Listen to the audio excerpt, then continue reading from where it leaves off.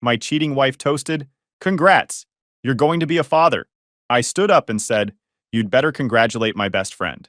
Hey Reddit, grab a snack and enjoy the shit show. Before anything, you need to get the full picture first. I'm Zach, 44 male. House in Arvada. I inherited from my grandmother, paid off, 3 bedrooms, detached garage where I spend most of my weekends. Job coordinating freight logistics for a regional distributor out of Commerce City. Boring, I know, but it pays well. 12 years with the same company. My thing is old trucks. Got a 1972 Ford F100 that's been sitting in my garage for 6 years, slowly turning from a rust bucket into something worth looking at. Bought it off a guy in Fort Collins for $3,000, which was probably too much, but the frame was solid. Rebuilt the carburetor myself. Replaced the brake lines. Sourced an original steering wheel from a salvage yard in Kansas. Saturday mornings, that's my church. Coffee, hands covered in grease, classic rock on the radio I mounted to the wall. Michael was my best friend for 2 decades. We met when we were both 24, working the same warehouse job before either of us figured out what we wanted to do with our lives. Young, broke, no plan. He was the guy who drove 4 hours at 2 a.m. when my dad had his stroke back in 2009. Sat in that hospital waiting room for 16 hours. Didn't offer advice, just stayed. When he started his landscaping business 7 years later, I co-signed a $40,000 equipment loan because no bank would touch his credit history. Didn't hesitate. That's the friendship we had. The kind where you don't keep score because you already know the other guy would show up when it mattered. Raina and I were married 11 years. No kids. We'd tried, failed, made peace with it after some hard conversations and harder silences. Thursday date nights at the same place near the river, the one where they knew our order without asking. Sunday dinners at her parents' in Lakewood. She handled the finances because she was better at it. Always had been. I handled the yard and the cars because she didn't care about either. It worked. Solid. Comfortable in a way that felt earned. Michael married Eva 8 years ago. I was his best man. Raina was a bridesmaid. After that, we became a foursome almost by accident. Holidays at one house or the other, camping trips up to Steamboat where we'd argue about the best fishing spots, Friday cookouts that went late, iced tea and stories around the fire pit. It felt like family, the kind you choose because blood didn't give you anything better. Then Eva called. Tuesday evening, late September. I was in the mudroom pulling off my work boots when my phone buzzed. Eva's name on the screen. Unusual. She usually texted, and usually about logistics. Dinner plans, schedule changes. I picked up. "Hey, Eva. What's up?" Her voice was wrong. Like someone who'd been crying for an hour and was trying to hold it together long enough to say what needed saying. "Zach, I need you to be honest with me. Completely honest." I stopped unlacing my boot. Sat up. The tone in her voice put me on alert. Eva was usually warm. Easy. This was something else entirely. "Okay. What's going on?" She took a breath. I heard it shake through the phone. "Did Raina ever mention anything to you about being pregnant?" The question didn't compute. Raina and I stopped trying years ago. IVF didn't work. We'd grieved it, talked it through, eventually accepted that our life would look different than we'd planned. She wasn't pregnant, couldn't be. We hadn't even been intimate that often lately. Life gets busy, things slow down. I hadn't thought much of it. Number. Why would you ask that? Long pause. Wind in the background like she was outside. Because I found paperwork in Michael's truck this morning. A prenatal benefits packet from a women's clinic in Aurora. Appointment schedules, insurance forms, vitamin information, the whole thing. I was looking for his sunglasses because I left mine at a restaurant last week. Found this folder shoved under the passenger seat. She paused. When she continued, her voice had dropped even lower. "Michael is listed as the emergency contact. Not you. Michael. And the patient information section has Raina's name on it. Her maiden name, Raina Hartley. The name she only used for things she didn't want connected to her married life. Old social media accounts. The credit card she'd had since college. Things from before us. Eva, are you sure? I wish I wasn't. You actually saw her name? Printed. Like they weren't even scared of you finding out. I know. Eva's voice cracked. But I called the clinic. I know I probably shouldn't have, but I couldn't just sit there staring at the paperwork. I pretended to confirm an appointment for a friend. Gave Raina's maiden name. Spelled it out. They said the next visit is October 3rd. Patient is Raina Hartley. I sat there, trying to make the pieces fit somewhere else. Somewhere that didn't end with my wife pregnant by my best friend. They didn't fit. Zach, I don't know what this means. Maybe there's an explanation. But I needed to tell you before I figured out what to do on my end. I couldn't just sit on it. I told her I appreciated the call. Said I'd look into it. We agreed to talk again in a couple days. Hung up. I sat there in the mudroom for probably 20 minutes. staring at the chalkboard where Raina wrote grocery lists, trying to rearrange reality into something that made sense. It didn't rearrange. That night, I watched Raina come home from her shift at the hospital. Administrative coordinator. Steady job, good benefits, regular hours. She kicked off her shoes by the door like always, kissed my cheek like always, asked about my day, started pulling things out of the fridge to make dinner. Same routine as 1,000 other nights. You're quiet tonight, she said. Long day, I told her. She smiled like that solved it. Good. I need you steady right now. Yeah, I said. Steady. Except now I was looking for cracks. And once you start looking, they show up everywhere. The way she angled her phone away when she texted. The gym visits that had tripled over the summer. Always in the evenings. Always running 45 minutes late. The weekend 2 months ago when she went to Boulder to visit her college friend. Came back glowing. Said the mountain air did her good. At the time, I thought nothing of it. Now it looked like something else entirely. She moved around the kitchen. Same woman I'd looked at for 11 years. But now there was something under all of it. I didn't sleep that night. Just lay there in the dark, listening to her breathe, wondering how long she'd been someone I didn't actually know. The next morning, I called in sick. My supervisor asked if everything was okay. I said stomach thing, should be fine tomorrow. Waited until Raina left for work. Watched her car disappear down the street. Then I drove to Aurora. The clinic was in a nice building off Havana Street. Prenatal partners. Expensive and discreet. Discretion cost extra there. I sat in the parking lot for 40 minutes, running through what I was going to say, what I was hoping to hear, what I was terrified to confirm. Walked in, told the receptionist I was confirming my wife's appointment, gave Raina's maiden name, spelled it out carefully. She typed for a moment, looked up with a professional smile. Oh yes, October 3rd. We actually already confirmed with the emergency contact yesterday. Is there anything else you need? Something went cold in my chest. Confirmed with who? The emergency contact on file. Name? She glanced at the screen. Michael Weston. I thanked her. Voice calm somehow. Walked out into the parking lot on legs that felt disconnected from my body. Sat in my truck for a long time. Other people coming and going. Normal lives. Mine wasn't normal anymore. Michael. Listed as emergency contact. Confirming appointments like it was his baby. Because it was. The rage came that night. During the day I was numb. Moved through the house like a ghost. Sat in the garage staring at the F-100 like its engine block might contain answers to questions I couldn't bring myself to ask out loud. But after Raina came home and made dinner and went to bed like nothing in the world had changed, I went downstairs, stood in the dark kitchen, and something inside me cracked wide open. I put my fist through the pantry door, twice, 3 times. Wood splintered, paint chips scattered across the floor, blood running down my knuckles. I stood there breathing hard with 20 years of friendship replaying in my head like a movie I'd misunderstood the entire time. The hospital waiting room when my dad had his stroke. 16 hours in those plastic chairs. Michael bringing me coffee, calling my brother, handling things I couldn't handle because my brain had shut down. The loan, $40,000 I co-signed because no bank would touch him. Put my credit on the line, my financial stability, because that's what you do for someone you trust with your life. His wedding. Standing next to him at the altar, watching him promise forever to Eva, giving a toast about brotherhood and loyalty, every word of it garbage apparently. And now he was having a baby with my wife, planning it for months, laughing about it in text messages while I rebuilt his equipment on weekends. I let it burn for 10 minutes.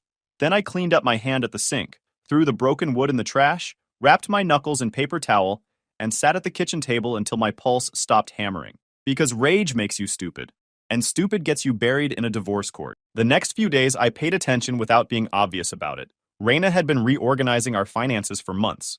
Streamlining, she called it. I'd thought it was just her being efficient. She was always good with money, always optimizing systems. I'd been grateful to have one less thing to worry about. Now I actually looked at what she'd been doing. She'd moved $42,000 into an account that technically had my name attached, but required her signature for any withdrawal over $500. Changed the security questions to answers I didn't know. Changed the email notifications so only she got alerts.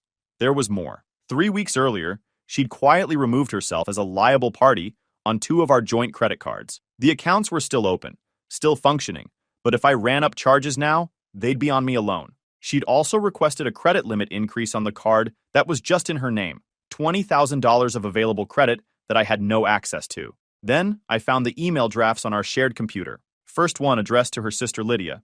Subject line, if things get complicated. 3 paragraphs describing how I'd been acting strange, distant, suspicious, controlling. how she'd been tiptoeing around me for months, how she might need somewhere to stay when I finally reacted badly. Second one to her HR department, dated 3 weeks earlier, asking about domestic leave policies and employee assistance programs for difficult home situations. Nothing that accused me directly, just enough to establish a record of concern. She was building her story brick by brick, the unstable husband narrative. By the time the truth came out, she'd have documentation going back months, witnesses who'd heard about her concerns, a paper trail that made her look like the victim fleeing danger, and me like the threat she'd been warning everyone about. Friday cookout at our place. Michael and Eva came over like always. Burgers on the grill, iced tea in the cooler. Same routine we'd done 100 times over 8 years of friendship. I saw Michael differently now. The way he avoided holding my gaze too long. The way his hand lingered on Raina's shoulder when he handed her a drink. The small private smile they shared when they thought nobody was paying attention. Around 9, I went inside to grab more charcoal from the garage. Michael followed me. He leaned against my workbench, arms crossed. Hey man, you doing okay? I kept my back to him. Moving bags around. Fine. Work stuff. Raina mentioned you've been distant. She's worried about you. My hand stopped. I turned slowly. He had this concerned friend face on. Practiced. Sincere looking. Worried about what? I asked. Michael shrugged. That you'll react. To what? His eyes flicked away. Stress. Life. She said you've been checking her phone, asking questions about where she goes. His head tilted. That's not like you, Zach. I felt my jaw clench. He was testing me, trying to see if I knew, trying to get me to say something he could carry back to Raina. I looked him in the eyes. Maybe I'm just tired. He held my gaze a beat too long, then nodded, clapped my shoulder. If you ever need to talk, brother, I'm here. He walked back outside. I stood in the garage for another minute, hands shaking. Not from fear, from the effort of not putting him through the drywall right there. Wasn't going to give them that scene. Not yet. The following Tuesday, Raina tested me. I came home from work and she was in the living room with her phone out, angled toward me. Hey, where were you? Her voice was casual. Too casual. Work. Traffic was bad on I-70. You were late. I tried calling. Phone was in my bag. You always answer, she said. Not always. She tapped her phone once. Okay, just don't make this harder than it needs to be. Yeah, I said. Same. She watched me, waiting. The phone still in her hand, screen facing my direction. I walked past her to the kitchen without another word. That night when she was in the shower, I checked her phone. Recording app downloaded. Fresh install, no recordings yet. But it was there. Ready. She'd been trying to bait me into something she could use. Thursday, I met Eva at a coffee shop across town. Dark circles under her eyes. Hands wrapped around a mug she wasn't drinking from. Shoulders hunched like she was trying to make herself smaller. She'd found more on her end. A lot more. Credit card statements going back 6 months. Charges at hotels in the city. Restaurants she'd never heard Michael mention. A jewelry purchase that never turned into a gift she received. Text messages on his phone going back 8 months. Not just flirty stuff. Explicit messages. Planning messages. Coordination. She showed me screenshots. I didn't want to look, but I needed to see exactly what I was dealing with. The messages laid out the whole plan. Raina had texted Michael back in June. We need to time this right. If I announce too early, he might demand a test before the birth. Michael's reply, so we wait until it's obvious. Do it somewhere public. Lots of witnesses. Raina, thinking your anniversary dinner. Everyone we know will be there. He can't make a scene without looking exactly like the person I've been describing. Michael, perfect. Lock it in. There were messages about money too. Raina had mentioned getting an appraisal on the house, floating the idea of refinancing to access equity before things got complicated legally. Michael had suggested moving valuables to a storage unit before the announcement, so there was less to fight over in the split. They'd even discussed how to handle Eva. Michael was supposed to start picking fights with her in the months leading up to the reveal. Create distance, make their divorce look like it was already happening before the affair came out. Raina had written, if we play this right, it looks like 2 failing marriages that happen to overlap, not like we planned anything. Michael's response, just keep working on his mental state story. If he blows up, he proves your point. If he doesn't blow up, he accepts it. Either way, we win. I sat there reading messages between my wife and my best friend, watching them discuss how to dismantle my life. Eva was crying silently across the table. I wasn't. I handed the phone back to her. This wasn't an affair that got out of hand. This was an exit strategy with me as the mark. Eva swallowed. He said you'd fold. Of course he did. He said you hate conflict. I nodded once. Let's give him a surprise. She nodded. What are you going to do? I'm going to let them think it's working. Until it's too late. The next week I made my moves. rerouted my direct deposit to an account at a different bank, pulled cash reserves out of accounts Raina could access, froze my credit across the board, retained Ben, the lawyer my coworker had recommended. Cold, efficient, treated divorce like surgery. Ben laid it out simple. Paternity denial had to happen fast, before any birth certificate got filed. DNA test would settle it. He said if I moved quick and kept my name off everything, the real father would be on the hook instead of me. The house was mine before the marriage. Grandmother's inheritance, separate property. Raina couldn't touch it. His advice, don't confront. Let her make the first public move, then respond. Then I remembered the loan. $40,000 I'd co-signed for Michael's equipment. If his business went under, I'd be on the hook for whatever was left. I called the lender Monday morning, confirmed my exposure. $18,000 still outstanding. Ben sent them formal notice that I'd be monitoring the account and would pursue recovery against Michael directly if payments stopped. Put them on alert. Made sure my name was in their file as someone who'd be watching. That same week, I handled the rest. Changed beneficiaries on my retirement accounts and life insurance. Raina's name came off, my brother went on. Removed her as emergency contact at work. Moved my grandmother's photo albums and the original deed to the house to a safe deposit box at the new bank. Put the F-100's title paperwork in there too. That weekend I drove by the storage unit Raina had rented. Couldn't see inside, but I knew what was there. Things she wanted out of the house before everything blew up. Things she didn't want me to have. I also found the appraiser's card in her purse. Called the number, pretended to confirm. He said Mrs. Harper had requested a market valuation last month. For refinancing purposes. Refinancing my grandmother's house. Property in my name alone. She was trying to build a paper trail. Establish some claim to something that was never hers. Michael and Eva's 8th anniversary dinner was scheduled for Saturday night. Steakhouse downtown, private room, 20 people. Close friends, some family. A few of Michael's business contacts who'd become social acquaintances over the years. Raina spent the whole week preparing. New dress. Hair appointment Thursday afternoon. Nails done Friday morning. She was glowing the way pregnant women glow when they're ready to share news with everyone. Except she wasn't sharing news. She was springing a trap. This was the stage they'd picked. 20 witnesses. People who'd known us for years. Who'd believe Raina's version of events if I reacted badly. Who'd remember the crazy husband who couldn't handle good news about a baby. Thursday night, Michael showed up at my house unannounced. I was in the garage working on the F-100's ignition system when I heard his truck pull into the driveway. Engine cut off. Door slammed. Footsteps coming up the drive. He walked in through the side door like he always had for 20 years. Got a minute? I set down the socket wrench I was holding, wiped my hands on a rag without hurrying. What's up? He stood with his hands in his pockets, looking at the oil stains on the floor. Wouldn't meet my eyes. Man to man. I want to make sure we're solid before Saturday. Why wouldn't we be? He shifted his weight, glanced up at me with that concerned look. Raina says you've been off lately. She's scared, Zach. This is me doing something, I said. He blinked. What's that supposed to mean? It means you shouldn't be here. Zach! I stared at him. Do something like what? I don't know. He held my gaze. That's what scares her. She's in a delicate place right now. She needs support, not suspicion. The audacity of it hit me like a physical blow. Standing in my garage, telling me my wife needed support from him. The man who'd been sleeping with her for 8 months while I rebuilt his carburetor and covered his loan payments when he ran short. I felt my hands clench, pulse hammering in my neck. Every instinct I had screamed to grab him by the collar, slam him into the workbench, and beat the confession out of him right there. Make him say it out loud. Make him explain how he could do this to someone who'd been there for his entire adult life. But that's exactly what they wanted. Something Raina could describe to her HR department. Something Michael could tell the friend group at Saturday's dinner. Proof that I was exactly the unstable, dangerous man they'd been painting me as for months. I wasn't giving them that. Not yet.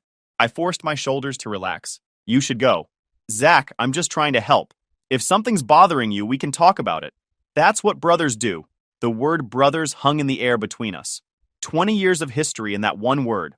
All of it garbage now. Now. He held up his palms, backed toward the door. All right, just know I'm here for you. I didn't move, just watched him leave. When his truck pulled away, I stood in the garage for 20 minutes, breathing slow, letting the red fade from my vision. Saturday came. I put on a clean shirt, drove Raina to the restaurant, smiled at the hostess, shook hands with people I'd known for years. Michael and Eva greeted us at the door. Eva was pale. She knew something was coming. Didn't know what I was going to do about it. The dinner went like any dinner. Appetizers, drinks, conversation. Raina worked the room, hand occasionally brushing her stomach like she couldn't wait to share the secret. I sat at my spot, drank, and waited. The toast came after the main course. The room was warm and comfortable, plates being cleared, glasses being refilled. Eva stood first. Her chair scraped as she pushed back. Something sweet about 8 years with Michael, building a life together, looking forward to whatever comes next. Her voice was steady, but her hands shook when she lifted her glass. Then Michael stood, adjusted his tie, cleared his throat, said he wanted to add something to make the evening special. He looked at Raina. She smiled at him, a smile that thought nobody was watching, the kind that said, "We're about to win." Then she smoothed her dress, clinked her fork against her glass until the room went quiet. 20 faces turned toward her. She put her hand on her stomach. That practiced maternal gesture. I know this is Michael and Eva's night, and I hate to steal any thunder, but we have news we've been waiting to share with everyone we love. She turned to me, eyes bright with performance, waiting for me to smile, play the grateful husband who finally got the miracle he'd been waiting for. Zach and I are going to be parents. The room erupted. Chairs scraped as people stood. Someone yelled finally. Emily from Raina's work started crying immediately. Michael was already moving toward me, hand extended, concerned, supportive friend face locked in, ready to shake my hand and seal the lie. I stood up slowly. The cheering died in waves as people noticed I wasn't smiling, wasn't moving toward Raina, wasn't reaching for Michael's hand. Silence settled over the room like a weight, 20 faces staring. I lifted my glass, scanned the room slowly, found Eva across the table. She'd gone white, hand frozen halfway to her mouth. She knew, had known for 2 weeks, didn't know what I was about to do. I looked at Michael, held his gaze until his smile started to falter, watched his throat work as he tried to figure out what was happening. Congrats. My voice flat, carrying in the silence. My best friend's the dad. 3 seconds of absolute stillness. Felt like an hour. Nobody moved, nobody breathed. Eva's voice went thin. Michael, don't you dare lie to me, Michael whispered. Eva, not here. Right here, she said. Answer. He didn't. Michael's face cycled through confusion, recognition, fear, calculation, finally settling on desperate denial. His mouth opened, but nothing came out. His extended hand dropped to his side like someone had cut the strings. Raina grabbed my arm hard, nails digging in. Stop! She hissed, low enough only I could hear. Or what? I asked. Her grip tightened. Don't do this. You already did. I didn't look at her. Kept my eyes on Michael, the clinic in Aurora, the one where you confirmed the appointment, the paperwork Eva found in your truck, the texts about locking it in here so I couldn't question it without proving everything she's been saying about me. Someone at the end of the table whispered, "Oh my God." Michael's father just stared, face going gray. Eva stood slowly, chair screamed against the floor, staring at Michael like she was watching a stranger wear her husband's face. 8 years of marriage crumbling right there in front of everyone who'd attended their wedding. Michael found his voice finally. Zach, buddy. This is crazy. You're confused. Let's go outside and... I turned to Raina for the first time. You wrote emails about my mental state. To your sister. To your HR. You moved 40 grand into accounts I can't touch. You rented a storage unit. Had my grandmother's house appraised for refinancing without telling me. Her face went white. You built the unstable husband story for months. Laid every brick. Problem is, I found out before you could finish the wall. Michael took a step toward me, hand coming up like he was going to steer me outside. Zach, if you just listen... I turned on him, voice cold and level, but something underneath it that made him stop moving. 20 years, and this is what you do? He flinched, actually flinched, took a step back. You should probably stop talking. You've got 18 years of child support ahead of you. Save your breath. You're going to need it for court. I set down my glass, walked through the room, past the frozen faces and half-raised phones, past Emily with her hand over her mouth, past Michael's mother who looked like she might be sick. Nobody tried to stop me. Nobody said a word. My hands shook the whole drive home. Raina didn't come home that night. Texted around midnight, staying at Lydia's, need space. That made everything simpler. I called Ben first thing Monday. Papers filed by noon. Divorce petition plus formal denial of paternity with a demand for DNA testing. Tuesday, a process server found Raina at Lydia's house in Lakewood. I wasn't there, but Ben told me she cried and asked if there was any way to stop it. There wasn't. Wednesday, Ben confirmed that since Raina had voluntarily left and her name was never on the deed, I could rekey the house. Had a locksmith out that afternoon. Thursday, Raina showed up with Lydia to get her things. Ben had helped me set it up. Neutral handoff, everything documented. I stayed in the living room while they packed. Lydia glared at me like I'd personally murdered her cat.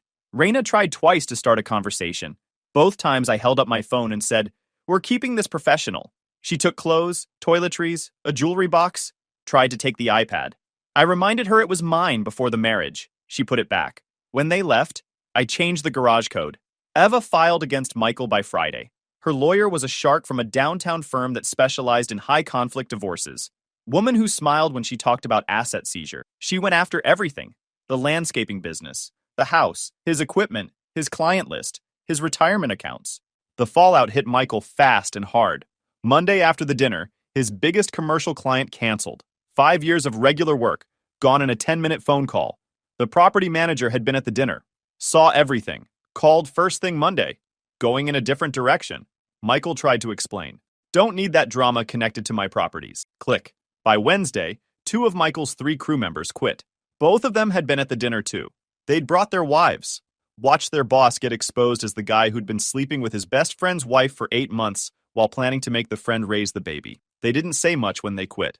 Just dropped off their company shirts and keys and said they'd found other work. The one guy who stayed, a younger kid named Evan who needed the paycheck, asked for a raise to compensate for working short-handed. Michael couldn't afford it, but paid anyway because he had no choice. His equipment supplier put him on cash-only terms by the following Monday. The credit line he'd built over 5 years vanished with one phone call. Word travels fast in the trades. People talk at supply houses, at job sites, at the breakfast joints where crews grab coffee before work. Within 2 weeks, everyone who mattered knew the story. 2 weeks after the dinner, Michael got served at a job site. Process server walked right onto the property where Michael was laying sod for a residential client. Handed him Eva's divorce papers in front of his one remaining crew member and the homeowner who was watching from the patio. Michael's face went red. The homeowner called his office that afternoon to pause the project pending review of the situation. They never called back. I heard most of this through mutual friends, the few who still talked to both sides. Nobody was lining up to defend Michael. Hard to build a sympathy narrative when 20 people watched you get exposed for planning to stick your best friend with 18 years of someone else's child support. The friend group split fast after the dinner. Most of the people we'd known for years had been in that room. Front row seats to the whole disaster. They'd watched Raina announce a pregnancy and then watched her get exposed for carrying her affair partner's child while building a paper trail to make me look dangerous. Hard to claim it was complicated when 20 people saw the exact moment the mask came off. Within a week, I'd gotten texts from 4 different people asking if I was okay, if I needed anything, if I wanted to grab coffee and talk. Not one of them asked about Raina's side of things. Not one of them suggested maybe I'd overreacted. They'd seen enough. Rick, a guy Michael and I had both known since our warehouse days, called me directly the Tuesday after. Said he'd had a weird feeling about Michael for a while, but never knew how to say anything. Said he was sorry for not seeing it sooner. The few people who tried to stay neutral just disappeared. Stopped showing up to things. Stopped responding to group texts. Easier to avoid the mess entirely than pick a side publicly. Within a month, the social circle we'd built over 8 years had reorganized itself. Raina and Michael on one side with almost nobody. Me and Eva on the other, with almost everyone who mattered. Raina's situation cratered differently, but just as hard. Her HR play backfired completely. The woman who handled employee assistance programs at the hospital had been at the dinner. Front row seat to the whole thing. Watched Raina announce a pregnancy, then watched her get exposed as carrying her affair partner's baby while building a paper trail to frame her husband as dangerous. Those emails Raina had drafted about my controlling behavior and her need for domestic leave looked a lot different now. Not documentation of a scared wife, premeditation for fraud. 2 weeks after the dinner, Raina got called in for a meeting with HR. They used words like workplace professionalism and company values and conduct unbecoming. She wasn't fired outright. They were careful about that. But she wasn't getting promoted, wasn't getting the good assignments, wasn't getting invited to the meetings that mattered. Lydia got tired of hosting her within 3 weeks. Hard to have your sister living in your guest room indefinitely when she's the subject of every group chat you're in. When Lydia's own friends started asking pointed questions at social events, Lydia finally told Raina she needed to find her own place. Raina ended up in a 1-bedroom apartment complex near DIA. Thin walls and parking lot arguments at 2 in the morning. Michael moved in because neither of them could afford anything better. They were stuck with each other now, and from what I heard, it was going about as well as you'd expect. The paternity test came back in late January, shortly after the baby was born. Court-ordered DNA test, no room for argument. Michael was the biological father. His name went on the birth certificate. Child support obligations started at birth and would run for 18 years. Ben made sure I wasn't on the hook for anything. No signatures on hospital paperwork. No acknowledgement of paternity. Clean separation between me and a kid that was never mine. Eva's lawyer dismantled Michael in the divorce proceeding. He lost the house, had to liquidate equipment to cover the settlement, sold 2 trucks and a trailer. The equipment sale paid off the loan I'd co-signed. Lender got their money. My name came off the paperwork. One less thing tying me to him. He lost most of his commercial accounts and half his residential ones. The business survived on paper, but barely covered operating costs. From what I heard, he was working alone now. Evan had finally found better work. My divorce finalized in February. Raina got her personal property, her car, and a small settlement from accounts that existed before I locked everything down. I kept the house, my retirement, the F-100. Then came the mediation. Raina's lawyer requested a final settlement conference in March, said there were unresolved issues about asset division language and mutual fault wording in the final decree. I knew what it really was. One last shot at rewriting the story. One more attempt to turn defeat into something she could live with. Ben prepped me beforehand, told me she'd probably try to negotiate changes to how the divorce was characterized in court records. He was right about all of it. We met in a conference room at Ben's building. Raina sat across the table with her lawyer. She was thinner now, tired looking. Michael wasn't with her. Probably couldn't afford to miss whatever work he still had. Her lawyer started with the usual boilerplate.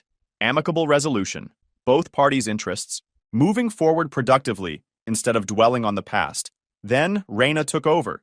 She wanted the decree language changed. No fault assignment. Pure mutual irreconcilable differences. Nothing about circumstances or third parties. She wanted a non-disparagement clause, preventing either of us from discussing what happened. And she wanted wording that would prevent anyone from subpoenaing the emails she drafted about my mental state. I'm offering you peace, she said. No, I said. You're selling silence? Her jaw tightened. Call it what you want. Fine, I said. I'm not buying. Her lawyer jumped in. My client is also requesting a financial adjustment. Given the damage to her professional reputation, she's seeking additional compensation from the marital assets. Ben didn't blink. No. Raina leaned forward, looked at me directly. I'm trying to protect myself here, Zach. You made sure everyone knows what happened. My career is damaged. My family won't talk to me. I deserve something for that. I let the silence stretch. She kept going. And I want language in the decree that says the pregnancy timeline was unclear. That way nobody can prove I planned anything. She leaned back, tried a different angle. Her voice went harder. Pay me what I'm asking and sign the non-disparagement. Otherwise, I start telling people you were abusive, controlling, that I was scared of you. I've still got those emails, Zach. HR believed them once. Other people will too. There it was. The real Raina. Pay me or I smear you. I stood up. We're done. The decree stays as written. You don't get extra money for getting caught. You don't get to pretend the timeline was fuzzy. And if you want to tell people I was abusive, go ahead. 20 witnesses watched you announce another man's baby as mine. See how that story plays. She tried one more angle. Voice smaller now. Zach, we were married for 11 years. Doesn't that count for anything? It counted for a lot. You're the one who decided it didn't. I turned to Ben. We done? He nodded, gathered his files. I walked out of the conference room without looking back. Took the elevator down alone. Walked through the lobby and out into the March afternoon. It was over. Michael's got 18 years of child support and a business that barely keeps the lights on. Raina's got a 1-bedroom near the airport and a story nobody believed. Me? I've got my house, a truck that runs, locks that only I have codes to. They wanted to write my ending. They don't get a pen anymore. Guys, we are so close to hit 100,000 subscribers on this channel. If you are not subscribed to the channel, please consider subscribing. It really helps hit that 100,000 mark. Thanks for making this dream come true.